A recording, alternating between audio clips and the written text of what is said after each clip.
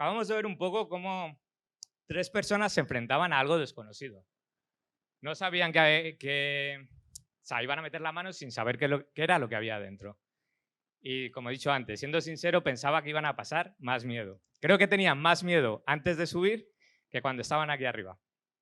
Pero bueno, es justamente de eso de lo que quiero hablar hoy, del miedo. Y buscando un poco sobre este tema, la Real Academia Española lo define como eh, perturbación angustiosa del ánimo por un riesgo o daño real o imaginario. ¿Qué quiere decir esto? Que hay sangre y tenemos miedo o está en nuestra cabeza y tenemos miedo. Siguiendo un poco con el tema, me puse a hacer una pequeña lista de qué cosas buenas tiene el miedo y qué cosas malas. Lo bueno, que el miedo te mantiene alerta, hace que te replantees las cosas, vamos, te quita esa impulsividad que a veces solemos tener. Y cuando una vez superas ese miedo, el propio miedo es el que te hace crecer. Y la parte mala es que hay veces que nos quedamos paralizados por cosas que no han sucedido. Como decía la definición, es quedarnos quietos ante algo que no ha sucedido en realidad, algo imaginario. Y el miedo aparece normalmente cuando tenemos que tomar decisiones. Por ejemplo, si tienes que tomar la decisión que estudiar, nos da miedo equivocarnos. Si tienes que tomar la decisión de decirle a ese chico o a esa chica que sí, te da miedo de que no sea el elegido. Gracias a Dios se lo quitó a ella. Te quiero, Inés.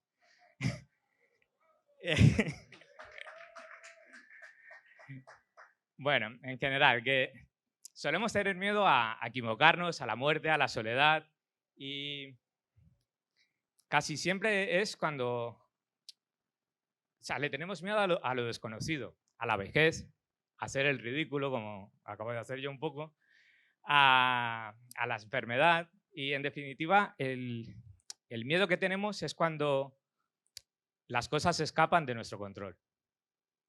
Y os quiero contar una pequeña historia en relación con el miedo de cuando yo era pequeño. Como algunos no me conocéis, voy a empezar desde el principio, ¿vale? Nací en 1989. Soy colombiano y el hijo pequeño o sea, el hermano pequeño de 4 hermanos. Y me gusta mucho el cachondeo, como se puede ver en la siguiente diapositiva. Uy, no, esa no es. Pero bueno, no pasa nada, no pasa nada. Bueno, de pequeño, así un poco general, era muy, muy, muy pesado. Y alguno dirá, solo de pequeño, no hace falta que digas nada. Cuando tenía unos 4 años o 5, no recuerdo muy bien, estaba con mis padres dando una vuelta por las ferias. Y estaba, venga a pedir cosas, que si un algodón de azúcar, que si una manzana de caramelo. Todo lo que veía, en realidad se lo pedía a mi padre. Y me acuerdo que por aquel entonces yo quería un perrito. No un perrito de comer, sino un perrito de mascota. Y total, que, bueno, todos hemos sido niños y sabemos lo intenso que puede ser un niño o lo intenso que somos hoy en día cuando queremos algo. Total, que yo estoy allí con mis padres intentando convencer a mi papá de que me regale una mascota. Llevaba así toda la semana. Estaba siendo demasiado, demasiado pesado. Entonces mi papá llegó a un acuerdo conmigo. Y aquí quiero parar un momento. ¿Quién le tiene miedo a las serpientes? Vale, hay unos cuantos. ¿Y quién le tiene miedo a las serpientes grandes? Vale, continuamos. Pues ahí estaba yo, con 4 años, con muchas ganas. No, habéis hecho spoiler. Bueno, ahí estaba yo con 4 años, con muchas ganas de tener una mascota, y a mi padre se le ocurre la grandiosa idea de que si me hago una foto con una de estas, que podéis ver en la pantalla, me regala una mascota, me regala un pez. No un perro, no, un pez. Bueno, aún así le dije que sí porque eran demasiadas las ganas que tenía de tener una mascota. Pero la cosa era que por dentro y por fuera tenía bastante miedo, lo podéis ver en la cara. La situación es la siguiente, ¿no? Mi padre mirándome. un bicho que era el doble que yo al lado mío. Y una recompensa que era un pez, el cual no había visto todavía, que supuestamente me iban a regalar. No, vuelve atrás, por favor. Esperándome, bueno, eso. Como he dicho, estaba muerto de miedo antes de hacerme la foto, por algo que no había sucedido. Tenía miedo de que la culebra me fuese a morder, de que me fuese a chupar, vamos, en definitiva, que se moviera. Me iba a dar miedo. Y esto me tenía paralizado, algo que no había sucedido. Pues ahí nos tiramos un buen rato con mi papá, yo intentando renegociar, pero nada, al final, como podéis ver en la foto, accedí. Y bueno, mi cara es un poema, literal y figuradamente. Podemos ver que sigo teniendo miedo en la foto. O sea, la cara lo dice todo. Y lo bonito de esto es que aún así, teniendo miedo, accedí a hacerme la foto. Y sinceramente no creo que haya sido por el pez, porque el pez, o sea, ni estaba ahí. Accedí a hacerme la foto por una razón solo, porque mi papá estaba ahí. El miedo, digamos, en ese momento se vio superado por la confianza que yo tenía en él, porque sabía que si se descontrolaba la cosa, el animal se ponía nervioso, lo que fuera, él iba a hacer lo que haga falta para ayudarme. A día de hoy no he perdido el miedo a la serpiente, ya te digo que si hay una aquí soy el primero que se baja. Pero en ese momento la confianza superó el miedo. Y bueno, del pez ni rastro, la verdad. Y yo te quiero preguntar, ¿cuál es el miedo que te tiene paralizado hoy en día? Espero que no le hayas cogido miedo a la tarjeta que os hemos entregado, guardarla, porque esto todavía no ha terminado. En nuestra historia de hoy, dentro de la historia, hay dos historias paralelas que al final acaban coincidiendo, ¿no? Por un lado, tenemos en un monte al rey Saúl con todo el ejército de Israel. Enfrentamos a los filisteos que están en el monte de enfrente, dejando entre ellos el valle de Ela. Y por otro lado, tenemos a un joven llamado David, que está pastoreando las ovejas de su padre Isaí en Belén, porque sus tres hermanos mayores están con el rey Saúl en la guerra contra los filisteos. Entonces, mientras David pastoreaba las ovejas de su padre, paralelamente, el ejército de Israel veía cómo salía del campamento de los filisteos un soldado llamado Goliat. El texto dice que medía 6 codos y un palmo. Y tú ahora mismo te has quedado como me quedé yo cuando lo leí, ¿no? Igual. Entonces lo busqué y equivale a 2,97 metros. 3 metros, vamos. Y también dice el texto que lleva una armadura entera de bronce, un casco, una malla, una coraza, unas canilleras, todo de bronce. Y se estima que solo la malla ya pesaba 57 kilos. Imagínate, semejante bicho de gigante, ¿no? Pero en el texto, en la Biblia, no pone una cosa que yo sí que sé. Y como la Biblia dice que hay que perdonar 70 veces 7, ¿el número 7 dónde está? ¿Número 7? ¿No está? No me lo creo. Bueno, pues me lo invento. Número 23. ¿Tampoco? Sí, pero ¿quién es? Aquí. ¿Tú sabes cómo llamaban los filisteos a Goliat? Número 52, prepárate, ¿eh? ¿No? Le llamaban Carrefour. Número 52. ¿Dónde está? ¿No está? Número 55. ¿Tampoco? ¿81? ¿No? Bueno, pues mira, por gracioso. ¿Sabes por qué le llamaban Carrefour? ¿Sabes por qué le llamaban Carrefour? Porque el tío hacía 3 por 2. El caso es... No hacía falta que os rierais, gracias, pero... El caso es que un tío de 3 metros con una armadura de bronce sale del campamento y empieza a desafiar al rey Saúl y a todo el ejército de Israel. Y empieza a gritar, «Dame un hombre que pelee contra mí. Si él me vence, los filisteos serviremos a Israel, y si yo le venzo, Israel servirá a los filisteos». Y dice, añade, «Yo hoy he desafiado al ejército del rey. En principio sois los que mejor estáis preparados y me tendríais que vencer a un solo hombre. Dadme un hombre que pelee contra mí».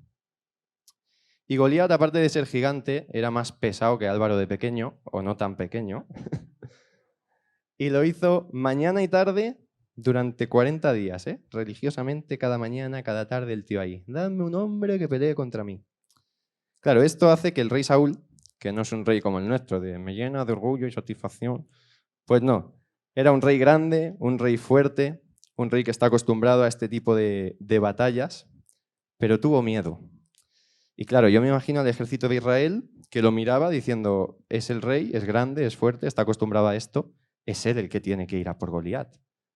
Pero lejos de esto, el rey Saúl se marca un José Mota y dice, si hay que ir, se va, pero ir para nada, para acabar muerto, es tontería, ¿no? Mientras todo esto pasa, Isaí le dice a su hijo David, prepara un poco de grano tostado y 10 panes para llevar a tus hermanos al campamento. Y aparte, 10 quesos de leche para el jefe del ejército. Como prueba de que tus hermanos están bien, tráeme de vuelta una prenda de ellos, así yo también lo puedo comprobar, ¿no? Total, que al día siguiente, David deja las ovejas que cuidaba al cuidado de un guarda y se va rumbo al campamento. Total, que llega al campamento y aquí es donde por fin coinciden las dos historias en espacio y tiempo. Aquí David ya está en el valle de Ela y David ya está en la misma zona y en la misma tierra en la que estaba Goliat. Pero al llegar se encuentra con una situación que no se esperaba. Se encuentra ejército frente a ejército, dando el grito de guerra, preparados para luchar, como podéis ver en la foto, como si fueran espartanos. Y claro, David sabe que sus hermanos están ahí. Entonces, como buen hermano, deja todo lo que lleva en manos del que guardaba el equipaje, las cosas, y se va corriendo hacia el ejército. Consigue llegar y encuentra a sus hermanos. Y mientras está hablando con ellos, está viendo que están bien, les está abrazando, vuelve a salir el pesado de Goliat a gritar lo mismo. Y claro, aquí David lo escucha, se gira y no da crédito porque ve a todo su ejército, el ejército de Israel, del rey, intimidado. Él ve como todos y cada uno de los soldados huyen de la presencia de Goliat y van diciendo, en el pasaje no lo he dicho, está en 1 de Samuel 17, y el versículo 25 dice, cada uno de los de Israel decía, ¿no habéis visto a aquel hombre que ha salido? Él se adelanta para provocar a Israel. Al que lo venza, el rey le proporcionará grandes riquezas, le dará a su hija y eximirá de tributos, de impuestos, a la casa de su padre en Israel. David no se cree que el rey vaya a dar a su propia hija por solo matar a un tío. Es que es impensable, ¿no? Pero así es. Entonces él dice, ¿quién es este para desafiar al ejército de Dios?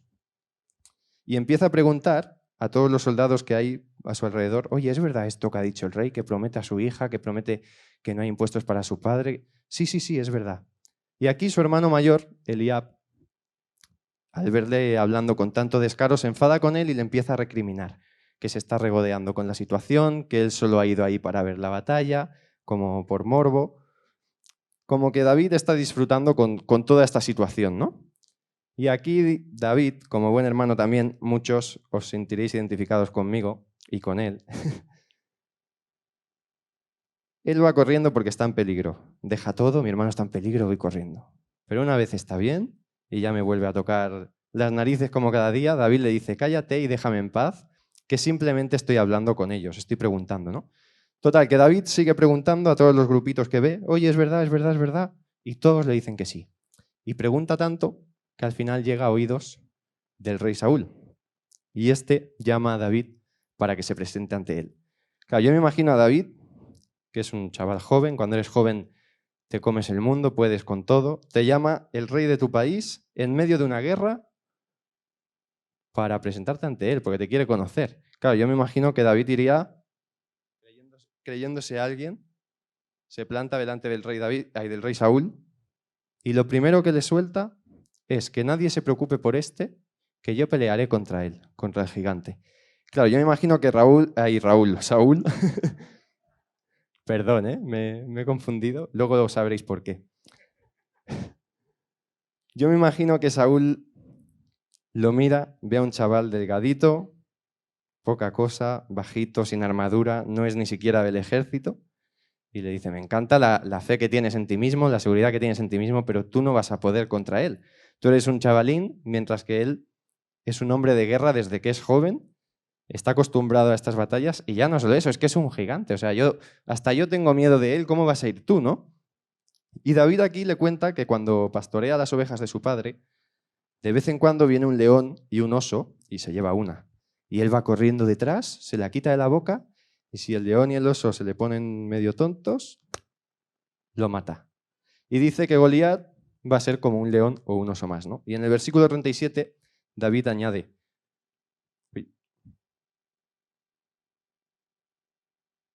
Jehová, que me ha librado de las garras del león y de las garras del oso, él también me librará de manos de este filisteo.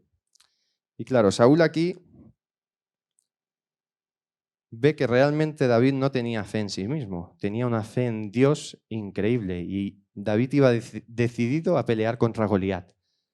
Y no le queda más que decirle lo que le dice: ve y que Jehová sea contigo. Pero claro, ve y que Jehová sea contigo, pero yo te voy a proteger al máximo. Entonces, Saúl le pone una armadura de bronce, como la de Goliat, a David. Y solo la armadura pesa más que el propio David. David intenta caminar y no puede. Entonces, se quita la armadura y él coge lo que a él le va bien, a lo que él está acostumbrado. Coge su bastón, 5 piedras lisas del suelo, y las mete en su bolsita de pastorcito que llevaba. Coge su honda y se va decidido a por Goliat. Claro, Goliat, después de 40 días ahí gritando, casi afónico, ve que por fin un hombre va a pelear contra él. Entonces se aproxima para ver quién es. Al verlo, ve lo mismo que ve Saúl. Un chaval joven, delgado, sin armadura, no es ni del ejército. Y aparte pone el texto que es rubio y guapo. O sea, parecía de todo, o un holandés, menos un soldado, ¿no? Claro, yo creo que Saúl se gira y le dice Goliat se gira y le dice a Saúl: te pedí un hombre digno de batalla, no un medio hombre, un niño. Se reiría con los filisteos. ¿Tú te crees lo que me ha traído esta cosita? Yo creo que en nuestros tiempos sería como ver a Mohamed Ali, está en la foto ahora, que es el mejor boxeador de la historia de todos los tiempos, contra Justin Bieber. O a The Rock, un actor que es 2 metros, súper fuerte. Cariño, no mires, ya sé que se parece a mí, pero no... No, a The Rock contra DiCaprio en el Titanic. Lo mismo, chaval jovencito, guapito, ojos azules. O el que más me gusta a mí. El mejor club del mundo. ¿Por qué digo del mundo? De la historia. ¿Qué digo de la historia? Del universo. 13 Champions contra el que va noveno en Liga.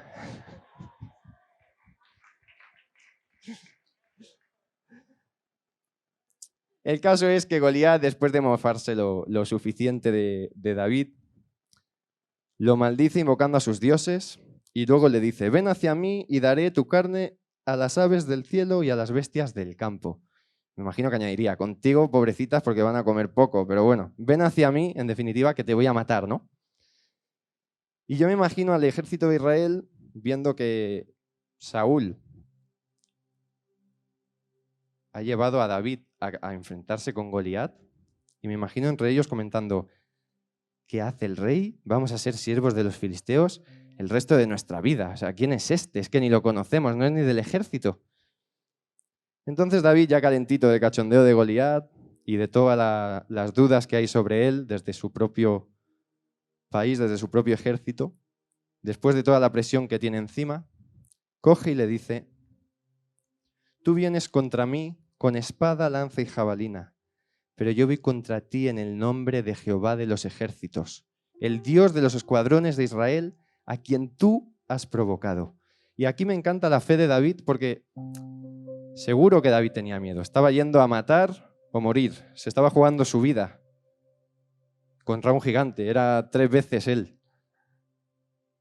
Pero su fe era mayor que su miedo. Y me encanta porque le dice al gigante: tú vienes contra mí con todo tipo de armadura, con espada, con lanza, pero yo voy contra ti en el nombre de Jehová, que eso puede más que cualquier cosa, ¿no? Y sigue, dice: Jehová te entregará hoy en mis manos, yo te venceré y te cortaré la cabeza.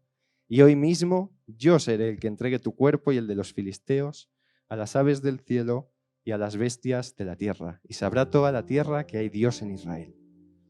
Claro, aquí Goliat, que ve que un chavalín, un mocosillo, le está retando, ya empieza a caminar hacia él. Claro, un gigante con armadura iría un poquito lento, ¿no? Pero ya empieza a ir hacia él. David, que ve todo lo que se le viene encima, un tío de 3 metros, va corriendo, se pone en la línea de batalla, mete su mano en la bolsita que llevaba y saca una de las piedras que había cogido. Y Goliat cada vez más cerca. Él pone la piedra en su honda y empieza a darle vueltas y vueltas y vueltas, dejando que Goliat se aproxime. Yo me imagino que él estaría un poco más, Señor, ayúdame, un poco más. Goliat, hijo, espabila que tengo el brazo aquí, un poco más, ahora. Y cuando está a la distancia, lanza la piedra con todas sus fuerzas, con todas sus ganas, con toda esa presión que él llevaba encima.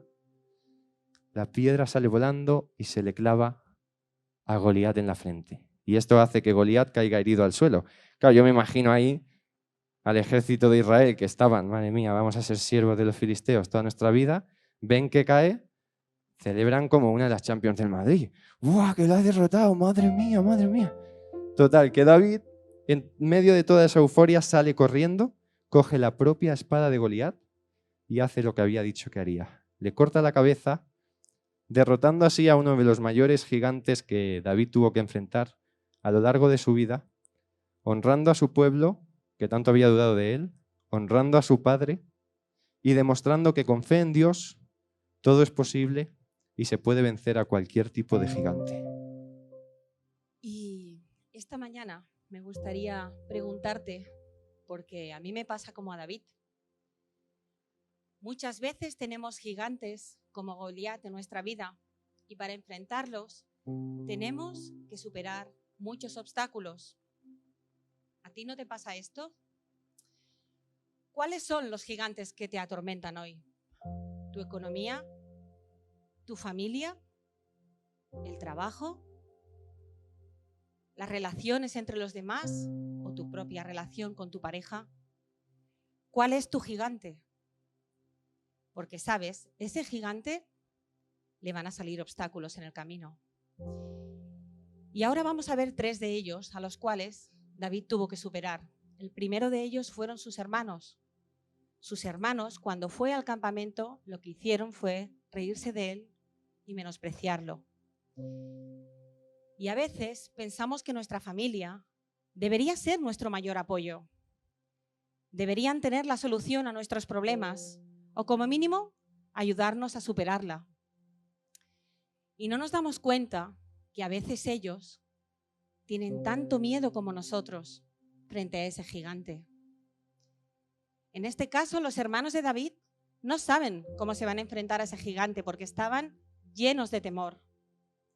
Y ni por un momento podían imaginar que su hermano pequeño, el más pequeño, igual que Álvaro, podía enfrentarse a ese gigante y llevar a derrotarlo y ganar con su nación. En ocasiones, como bien nos contaban, lo que hace el miedo es paralizarnos y en vez de ayudar, lo que hace es que nos comportemos de una manera no lo más adecuada. Y simplemente, ¿sabéis por qué no nos comportamos como deberíamos comportarnos? Porque no tenemos la solución. Lo ideal sería que como familia fuéramos todos juntos a luchar contra ese gigante, unidos. Pero desafortunadamente, el miedo no nos invita a pensar así. Y vemos que el miedo se convierte en ese obstáculo y nos acaba dañando nuestra vida. Para los hermanos de David, lo que iba a hacer era una osadía tremenda.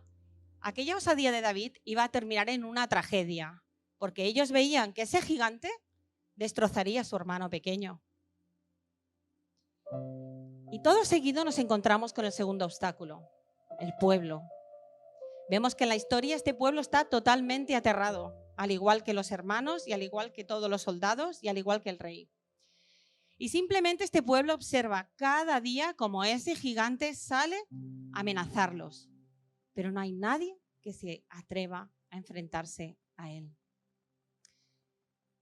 Es increíble, ¿sabes? Porque en nuestros días tenemos muchos gigantes muy parecidos delante de nuestra vida. Cuando empezó Janina con la alabanza, digo, me va a chafar el plan, porque hablaba de lo mismo. ¿Cuál es nuestro gigante hoy? ¿La economía? ¿Estás pasando por una prueba de salud? ¿Las relaciones? ¿Tu trabajo? Llámale como quieras, pero todos tenemos gigantes muy parecidos. Y a veces esperamos que en nuestro entorno se encuentre la solución para derrotar ese gigante, pero acabamos descubriendo que cada día ese gigante se asoma por la ventana de nuestra casa, nos saluda, no se marcha y nos continúa asustando. El tercer obstáculo que nos encontramos es el rey Saúl. El rey Saúl era un tipo grande, fuerte y además la responsabilidad suya era cuidar de ese pueblo. Y nos encontramos con David. David, un chico joven, tipo Justin Bieber, así monino, pastor de ovejas, débil, era justo lo opuesto al rey. El rey era quien tenía que enfrentarse con ese gigante por responsabilidad, por posición, por su deber, pero en su cobardía le entrega la responsabilidad de acabar con ese gigante y el destino de toda una nación a manos de un chico joven. Además, fíjate bien, quería que luchara con él con la estrategia del rey. Como nos explicaba Ezequiel, le pone una armadura, le pone las lanzas y quiere que David lo luche con eso. Él no podía ni moverse, ni podía siquiera levantar la espada. Y nosotros muchísimas veces hacemos lo mismo que el rey. No acabamos nosotros mismos con el gigante que tenemos y pretendemos que otros usen nuestras estrategias para vencer a ese gigante por nosotros. Y déjame que te diga una cosa. Si tu estrategia o mi estrategia para acabar con ese gigante no nos ha funcionado, ¿por qué le va a funcionar a otro? Quizás necesitemos una estrategia distinta. Y permíteme que hoy vamos a aparcar en este momento las estrategias y los obstáculos. Y no sé aquí cuántos habéis visto una película que curiosamente esta semana la van a poner en 4. Un monstruo viene a verme. Y para los que me conocéis, sabéis que soy fan de hacer spoilers. Y hoy no va a ser un día diferente. Así que os voy a contar un poco de qué va la película. Dice que la película va de un niño de 13 años que durante repetidas noches experimenta una misma pesadilla. 7 minutos después de la medianoche, una voz repite su nombre desde la ventana de su dormitorio. El niño se levanta de la cama, se asoma por la ventana y ve al monstruo de sus sueños. Uno formado de ramas y hojas, pero de forma humana. El monstruo promete contarle 3 cuentos a cambio de que él cuente su historia después. Todo esto le coincide a este chico en la misma época en que su madre le diagnostican un cáncer y tiene que recibir un tratamiento de quimioterapia. Al mismo tiempo, el chico sufre de bullying en el colegio y encima sus padres están separados, por lo que no tiene la ayuda de su padre que vive en otro país. En fin, menudo panorama, ¿no? Y te preguntarás por qué te estoy contando la historia de este chico. Quizás para este niño el bullying, la enfermedad de su madre, toda la situación que está viviendo le lleva a ver las pesadillas de este monstruo. Y al igual que este niño, el gigante que hoy nos atrapa, muchas veces es difícil de gestionar cómo resolvemos nuestra situación. Y cada uno lo hacemos y buscamos una forma distinta. Y hoy te pregunto, quizás estés pasando por una enfermedad o alguien de tu familia la esté pasando. Quizás no te sientes amado o aceptado por tu familia. ¿Estás pasando problemas económicos y no le ves la salida? ¿Te sientes solo? ¿O en el trabajo o en el colegio te están tratando mal? Hay tantos quizás que definen nuestra vida hoy. Y hoy es el día para preguntarnos sobre todas las situaciones que tú y yo estamos viviendo.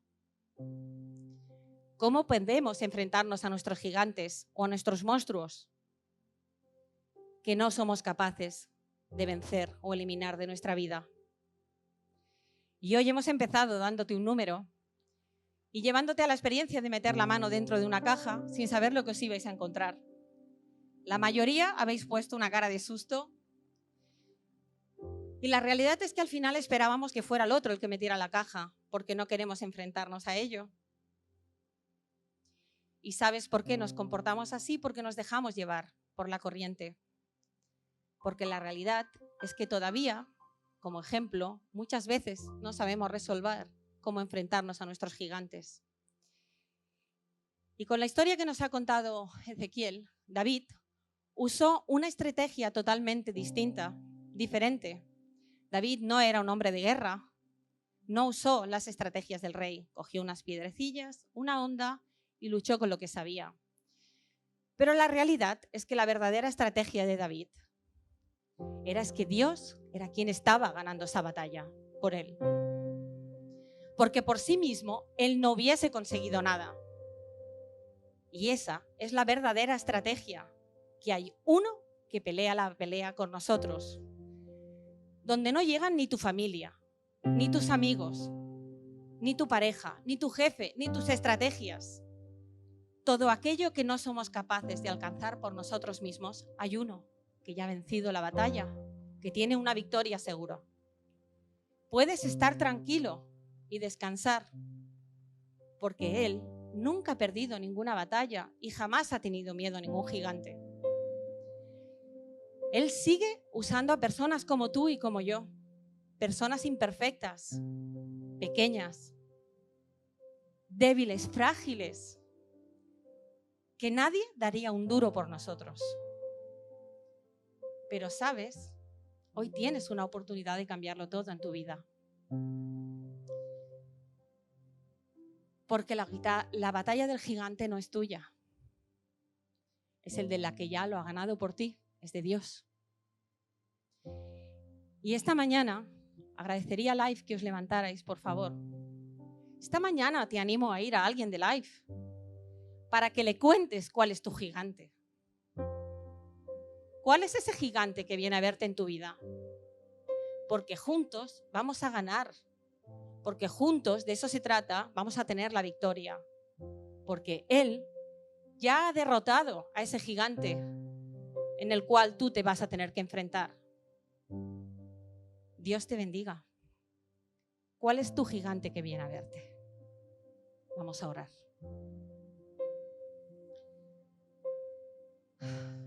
Mi Dios, esta mañana te pido que toques los corazones de todos aquellos que tenemos un gigante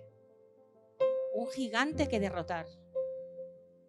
Venimos humillados delante de ti, presentando nuestras cargas, nuestros problemas, nuestras angustias. Lo dejamos a tus pies. Papá, úsanos a los demás para ayudarnos, para fortalecernos, para acompañarnos.